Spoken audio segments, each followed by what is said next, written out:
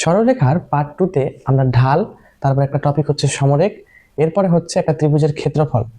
মানে একটা ত্রিভুজের 3টা শীর্ষবিন্দুর স্থানাঙ্ক তোমাকে দেয়া থাকবে, ক্ষেত্রফলটা সূত্র ছাড়াই কিভাবে মুখোমুখি করা যাবে, 30 সেকেন্ডের মধ্যে করা যাবে, এরকম একটা ট্রিক শিখবো, যেটা হচ্ছে শূন্যকরণ পদ্ধতি বলে যেটাকে। এরপরে শিখবো একটা চতুর্ভুজের একটি অজানা বিন্দুর স্থানাঙ্ক নির্ণয়। মানে একটা চতুর্ভুজের 3টা বিন্দুর স্থানাঙ্ক দিয়ে দেওয়া থাকবে, সেটা সামান্তরিক হতে পারে, রম্বস, বর্গ, আয়ত, যেই হোক না কেন, 3টা স্থানাঙ্ক দেওয়া থাকবে, যে কোনো 3টা, আর তুমি বাকিটা বের করতে বলবে। এটা কিন্তু শর্টকাটই করা যাবে, খুব সহজে করা যাবে। তো আমরা চলো শুরু করি। তো আমরা যে ভিডিওগুলো করছি প্রত্যেকটা চ্যাপ্টারের, যে খুব ইম্পর্টেন্ট টপিকগুলো, যে টপিকগুলো পরীক্ষায় আসে শেষ সময়, সেই টপিকগুলো যেন এই ভিডিওগুলোর মাধ্যমে একটু রিভিশন হয়ে যায়, সেজন্য। কারণ এই অল্প সময়ের মধ্যে কিন্তু পুরো চ্যাপ্টারের সকল কনসেপ্ট এবং কোয়েশ্চেন ব্যাংকের সকল কোয়েশ্চেন সলভ করে দেওয়ার মতো সময় এখন নেই, ভিডিওগুলো খুব লেন্দি হয়ে যাবে। আচ্ছা, তো আমরা এখন শুরু করি ঢাল নিয়ে। তো ঢাল জিনিসটা কি? ঢাল হচ্ছে আমরা যখন কোনো একটা সমতল রাস্তা বরাবর চলতে থাকি, হঠাৎ করে কিন্তু একটা ব্রিজ চলে আসে। যেমন বিষয়টা হচ্ছে, আমি যদি এরকম ব্রিজ চলে আসে, অথবা যেতে যেতে যেতে একটু নিচু হয়ে যায়, আবার আমরা সেই রাস্তাগুলোকে বলি কি? ঢালু রাস্তা। তো ঢালু কথাটা আসছে ঢাল বা স্লোপ, বা যার বাংলা আরেকটা নাম হচ্ছে নতি। তার মানে হচ্ছে ঢাল, ঢালের আরেকটা নাম হচ্ছে নতি, অথবা এটাকে ইংরেজিতে বলে স্লোপ, কিন্তু প্রকাশ করা হয় এম দিয়ে। ওকে, প্রকাশ করা হয় এম দিয়ে। আচ্ছা, তাহলে ঢাল হচ্ছে একটা টাল, ম্যাথমেটিক্সে একটা হচ্ছে টাল। আচ্ছা, এখন যদি আমি বলি যে এই ঢাল জিনিসটা তাহলে কিভাবে পরিমাপ করব, তো আমার রাস্তাটা ছিল আসলে সোজা, যাওয়ার কথা ছিল সোজা বরাবরই, কিন্তু একটা হঠাৎ করে উঁচু হয়ে গিয়েছে, একটা অ্যাঙ্গেলে উঠে গেছে, তো সে হচ্ছে এই অ্যাঙ্গেলটা। ওকে, তো এটার ট্যানজেন্টের মান হচ্ছে ঢাল, এম সমান হচ্ছে ট্যান থিটা। এম সমান কি? Tan theta. তাহলে আমার যদি দুইটা বিন্দু দেওয়া থাকে, সেক্ষেত্রে আমি আসলে ঢালটা বের করতে পারবো। কিভাবে আমি একটু দেখাই। যে অনেক সময় থিটাটা বললো না যে এই কোণে হালানো থাকবে, অথবা এই দুইটা বিন্দুর স্থানাঙ্ক বললো, এই উপরের রেখাটা, যে কোনো দুইটা বিন্দুর স্থানাঙ্ক বললেই কিন্তু স্লোপ বের করা যাবে। তো আমরা একটা স্থানাঙ্ক ব্যবস্থা আট করে নিচ্ছি। আমরা হচ্ছে একটা স্থানাঙ্ক ব্যবস্থা আট করে নিচ্ছি। তো এখান থেকে আমি একটা রেখার ড্র করলাম, যার একটা বিন্দু বললাম পি, এটাকে বললাম x1 y1, আর একটাকে বলছি হচ্ছে এটা কিউ, এটাকে বললাম x2 y2। ওকে, এখন এটা ঢাল বের করবো এই রেখাটার। আমি এখান থেকে আমার সুবিধার্থে একটা লম্ব টেনে একটা হচ্ছে সমকোণী ত্রিভুজ আট করলাম। তাহলে আমার এই অ্যাঙ্গেলটা আর এই অ্যাঙ্গেলটা একই হবে কিনা, কারণ এই দুইটা সমান্তরাল রেখা আর একটা ছেদক, এই ছেদকের একই পাশে অবস্থিত, এগুলোকে বলা হয় অনুরূপ কোণ, সমান হবে। তাহলে এই কোণটা আমি কিভাবে বের করতে পারবো? এই বিন্দু আর এই বিন্দুর দূরত্বটা কত হবে?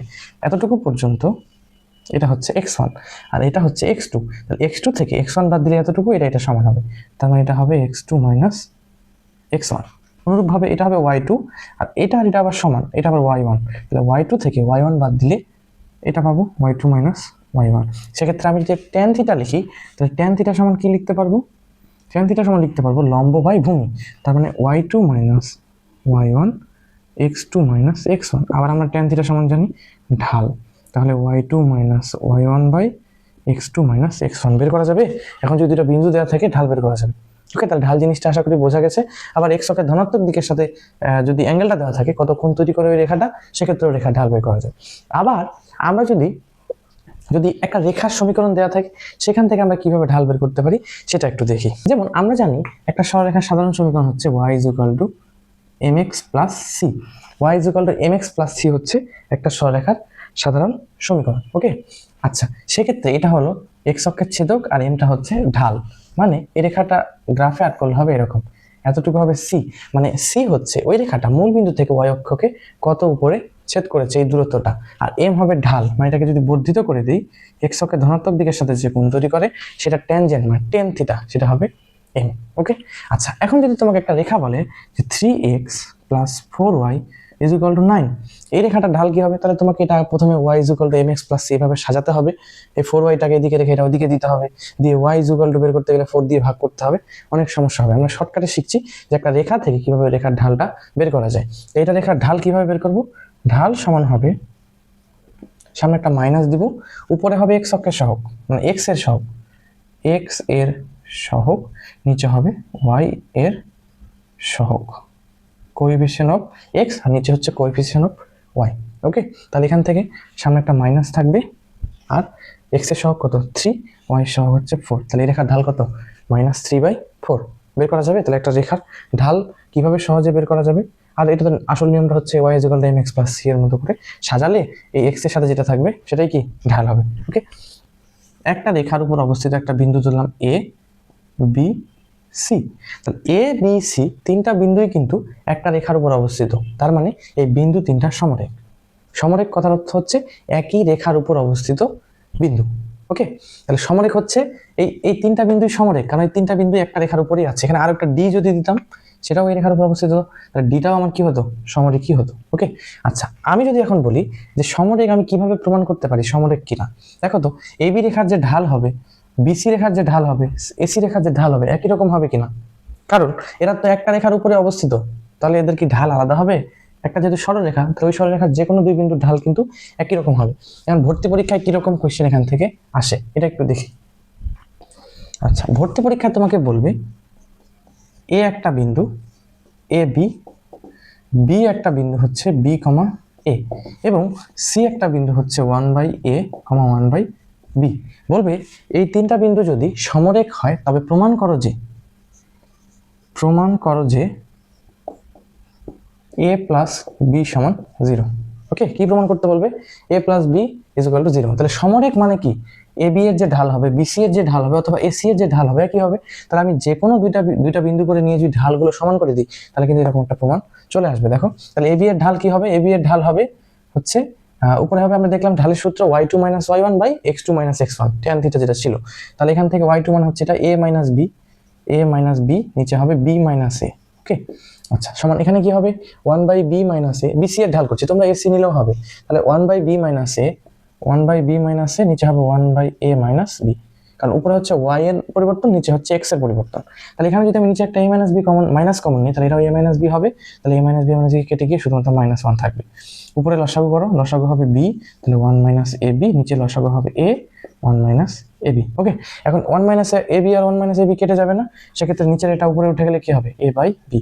এটা যদি আড়াআড়ি গুণ করে দাও, অতএব a ইজ ইকুয়াল টু হবে মাইনাস বি, অতএব এটাকে একদিকে নিলে a প্লাস বি সমান কত হবে, 0। তাহলে সমরেখ রিলেটেড কোশ্চেন আসলে পারা যাবে, আশা করি পারা যাবে। আমরা একটা ত্রিভুজের শীর্ষবিন্দুর স্থানাঙ্ক ধরে নিচ্ছি a 2 3, b ধরলাম হচ্ছে 4 6, আর সি হচ্ছে 5 9। যদি এরকম একটা ত্রিভুজের ক্ষেত্রফল মানে ত্রিভুজের তিনটা শীর্ষবিন্দুর স্থানাঙ্ক হয়, সেক্ষেত্রে এর ক্ষেত্রফল বের করা কিন্তু একটা সূত্র আছে, আমরা সবাই জানি। তো আমরা কিন্তু শর্টকাটে কিভাবে বের করা যায় সেটা শিখবো। শর্টকাটের এই পদ্ধতির নাম হচ্ছে শূন্যকরণ পদ্ধতি। মানে তোমার ইচ্ছা মতো কোন একটা বিন্দুকে 0 0 করে দিতে হবে। তাহলে আমি আমার ইচ্ছে মতো শুরুর বিন্দুটাকে, প্রথম বিন্দুটাকে 0 0 করে দিচ্ছি। যদি 0 0 করে দেই, দেখো কি পরিমাণ মানে কি চেঞ্জটা এসেছে। যেমন আমি ভুজকে 2 থেকে 3 করিয়েছি, মানে 2 থেকে 0 করিয়েছি, মানে 2 কমাইছি।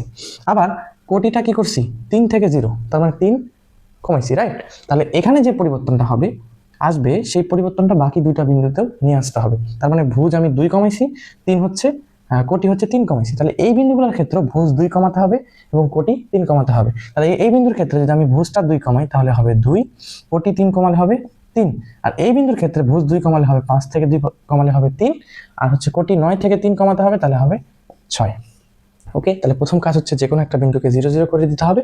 0 0 করতে গিয়ে ওই বিন্দুটার যে পরিবর্তন আসবে, যে চেঞ্জ আসবে, হয়তো বাড়াতে হতে পারে ভুজটা, কোটি হয়তো কমাতে হতে পারে, যা চেঞ্জ এখানে আসবে বাকি দুইটা বিন্দুতে একই চেঞ্জ নিয়ে এসে যে নতুন বিন্দুগুলো হবে সেই দুইটা নিয়ে কাজ করতে হবে, কারণ এটা 0 0, এটা হিসাব বাদ। তাহলে আনসারটা, এরিয়াটা কত হবে, এখন এরিয়াটা হবে শর্টকাটের সামনে একটা হবে হাফ, আর এখানে যে বাইরের অংশগুলো আছে মানে প্রথমটার ভুজ দ্বিতীয়টার কোটি গুণ করতে হবে, 6 আর 2 হবে 12, সূত্রের একটা মাইনাস থাকবে, 3 আর 3 গুণ করতে হবে 9। তাহলে 12 থেকে 3 9 বাদ দিলে 3, 3/2 হবে আনসার। তাহলে কি করলাম, তিনটা বিন্দু দেওয়া থাকবে, এর ক্ষেত্রফল বের করতে হবে। তাহলে যে কোনো একটা বিন্দুকে 0 0 করে দিতে হবে। 0 0 করতে গিয়ে ওই বিন্দুটার যে চেঞ্জ আসবে ঠিক একই পরিমাণের চেঞ্জ বাকি দুইটা বিন্দুতেও নিয়ে আসতে হবে। তারপর দুইটা নতুন বিন্দু হবে, হয়তো কখনো এখানে ভুজ বাড়াতে হতে পারে 0 করতে গিয়ে, কারণ এখানে -1 থাকলে 0 করলে আমার 1 বাড়াতে হবে। ওকে, তাহলে একই চেঞ্জ নিয়ে এসে যে নতুন বিন্দুগুলো হবে, হাফ এরিয়াটা হবে হাফ ইন্টু প্রথমটার ভুজ ইন্টু দ্বিতীয়টার কোটি, আবার পরে হচ্ছে ভিতরের গুলো, প্রথমটার কোটি ইন্টু দ্বিতীয়টার ভুজ, মানে প্রথমে বাইরের গুলো গুণ করতে হবে, পরে ভিতরের গুলো গুণ করে বিয়োগ করে দিয়ে সামনে একটা হাফ হবে। এটা আসলে ওই যে নির্ণায়কের সাহায্যে যে আমরা ত্রিভুজের ক্ষেত্রফল বের করি ওইখান থেকে এই শর্টকাটটা এসেছে। এখন কথা হচ্ছে ভাই, একটা 0 0 হয়ে গেলেও কেন, একটা বিন্দু 0 0 হওয়ার পরেও কেন ক্ষেত্রফলটা একই থাকছে? দেখো ধরে নিচ্ছি প্রথমে ত্রিভুজটা ছিল আমার এরকম, তাহলে এখন এই বিন্দুটাকে আমি 0 0 করে দিয়েছি, মানে এটা এখানে দিয়েছি, এটাকে যদি 0 করে দিয়ে এদিকে টান দিই তাহলে বাকি দুটা বিন্দু কিন্তু সমান হারে এদিকে আসবে। তখন কিন্তু নতুন ত্রিভুজটা এটা হবে। তো একটা এখানকার এই বোর্ডের এই অংশটাকে এখান থেকে তুলে যদি ওইদিকে দিয়ে দিই, তাহলে কি সে বোর্ডের অংশের ক্ষেত্রফলে কোনো পরিবর্তন হবে? কারণ ক্ষেত্রফল তো জাস্ট হচ্ছে কাভারেজ এরিয়া। এখান থেকে আমি যদি এর অংশটুকুকে যদি আমি এখান থেকে কেটে আলাদা করি, এখানে যা ক্ষেত্রফল ছিল অন্যদিকে নিয়ে গেলে কিন্তু ক্ষেত্রফল একই থাকবে। তার মানে আমি এখানে হচ্ছে পয়েন্ট শিফটিং করছি। আমি এই পয়েন্টটাকে এখানে নিয়ে আসলে বাকি দুইটা পয়েন্ট অটো এদিকে এগিয়ে আসবে। সেক্ষেত্রে ক্ষেত্রফল এখানে ছিল এটা, এখন হয়ে গেছে এটা, তো ক্ষেত্রফলের পরিমাণ তো একই থাকবে। সেজন্য এটা 0 0 করে গেলেও সহজেই এই ক্ষেত্রফলটা বের করা যাবে। এক্ষেত্রে যে ক্ষেত্রফল হবে আর এটা যে সূত্র দিয়ে করা যে ক্ষেত্রফল হবে, আনসার কিন্তু একই হবে। চতুর্ভুজে একটা অজানা বিন্দুর স্থানাঙ্ক, এখন তোমাকে যে কোনো একটা চতুর্ভুজ বলতে পারে, এরকম একটা যে কোনো চতুর্ভুজ বলবে। এ বিন্দুটাকে বললাম 1 3, বিটাকে বললাম 1,9, আর সি বিন্দুর স্থানাঙ্কটা বললাম হচ্ছে 5,6, ডি বিন্দুর স্থানাঙ্কটা 9, আলফা কমা বিটা। এটা কিন্তু সৃজনশীলে করে আসছি, এখন কিন্তু আমরা খুব দেখেই এটা করে ফেলতে পারবো এই আনসারটা কত হবে। তাহলে একটা যে কোনো চতুর্ভুজের ক্ষেত্রে যে কোনো 3টা শীর্ষের যদি স্থানাঙ্ক দেওয়া থাকে, চতুর্থ শীর্ষটা কিভাবে বের করব? যখন আমরা চতুর্থ শীর্ষের ভুজ বের করব, তখন এই বিন্দুর কাছাকাছি দুইটা বিন্দুর ভুজের যোগফল বের করতে হবে, তারপরে দূরের বিন্দুর ভুজটা বিয়োগ করে দিতে হবে। তার মানে কথা হচ্ছে, যখন আমি ভুজ বের করবো, অজানা স্থানাঙ্কের ভুজটা বের করব, বাকি বিন্দুগুলোর ভুজ নিয়েই কথা বলতে হবে। যখন আমি কোটি বের করবো এই বিন্দুটার, তখন বাকি 3টা বিন্দুর কোটি নিয়েই কথা বলবো। তাহলে এখন যেহেতু ভুজ বের করবো বলছি, ট্রিক্সটা হচ্ছে যে ভুজের ক্ষেত্রে এই বিন্দুর কাছাকাছি বিন্দু হচ্ছে সি আর হচ্ছে এ, এর যে ভুজগুলো থাকবে সেগুলো যোগ করতে হবে। তাহলে 5+1, আর যে দূরের বিন্দু বিপরীত যে শীর্ষটা আছে এটার ভুজটা বিয়োগ করে দিতে হবে, তাহলে এটা হবে 5।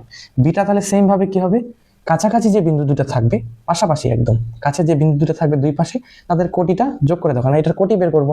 তাহলে কোটি যোগ করলে হবে 6+3, আর এর ঠিক অপোজিট যে কোটিটা, বিন্দুর কোটিটা, এটা বিয়োগ করে দিতে হবে 9।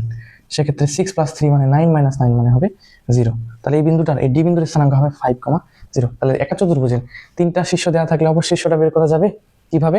তার কাছাকাছি শীর্ষের ভুজের ক্ষেত্রে কাছাকাছি শীর্ষের ভুজগুলো যোগ করে অপোজিট যে শীর্ষটা থাকবে দূরের, সবচেয়ে দূরের, এটা ভুজটা বিয়োগ করতে হবে। কোটির ক্ষেত্রে কোটিগুলো যোগ করে দূরের কোটিটা বিয়োগ করে দিতে হবে। পারা যাবে? আশা করছি পারা যাবে।